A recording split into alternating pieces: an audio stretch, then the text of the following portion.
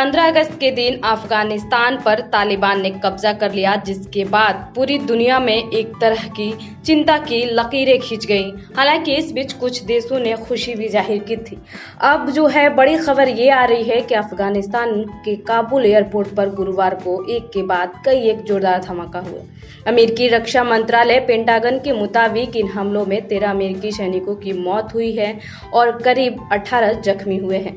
इनके अलावा 60 अफगानियों की मौत की भी खबर है। कुल मिलाकर 143 से ज्यादा लोग घायल हो गए हैं। हमले की जिम्मेदारी ISIS ने ली है। इसके पीछे खोरासान गुट का भी हाथ बताया जा रहा है। पेंटागन के मुताबिक काबुल के हामिद करजई इंटरनेशनल एयरपोर्ट के AP गेट पर पहला धमाका हुआ। उस समय वहां देश छोड़कर जाने की जद्दोजहद में जुटे लोगों की भारी भीड़ जमा थी।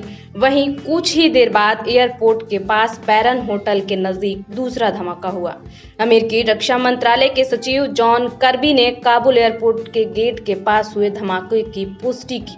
पेंटागन के मुताबिक मरने वालों में अमेरिकियों की 12 मारीन कमांडो और नेवी का एक मेडिकल स्टाफ शामिल है। बताया जा रहा है कि हमलों को अंजाम देने वालों में फिदाइन भी शामिल थे।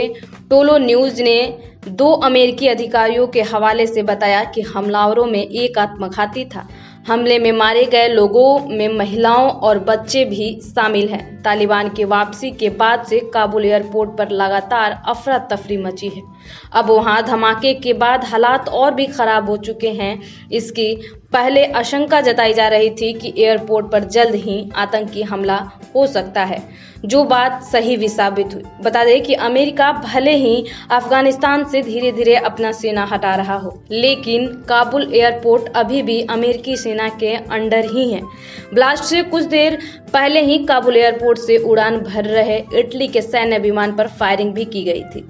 इटली के रक्षा सूत्रों ने इसकी पुष्टि करते हुए कहा कि शुक्र है इस फायरिंग में विमान या किसी यात्री को कोई नुकसान नहीं पहुंचा। 26 अगस्त की सुबह अमेरिका, ब्रिटेन और ऑस्ट्रेलिया ने काबुल एयरपोर्ट के आसपास जमा लोगों को वहां से हट जाने की अपील की थी। अमेरिका ने अपने नागरिकों को कहा था कि वे इस वक्त काबुल एयरपोर्ट की तरफ न आएं। ब्रिटेन ने भी अपने लोगों को सुरक्षित जगह पर चले जाने को कहा था। ऑस्ट्रेलिया ने एडवाइजरी जारी करते हुए कहा था कि एयरपोर्ट पर बड़े आतंकी हमले का खतरा मंडरा रहा है।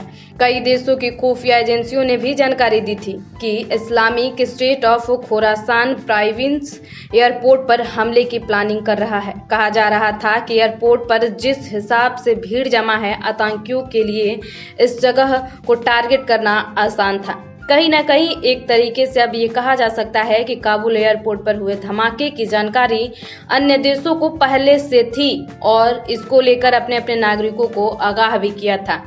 ऐसे में एक ये भी दृश्य उभर कर सामने आ रहा है कि तालिबान जो है अब कहीं न कहीं अपना पूर्व रूप में आते नजर आ रहा है। अब देखना होगा कि इस पर किस तरीके की प्रतिक्रियाएं अलग अलग देशों से सामने आती है। फिलहाल दिनमान टाइम्स को आप सब्सक्राइब करें और बेल आइकन दबाना बिल्कुल ना भूलें।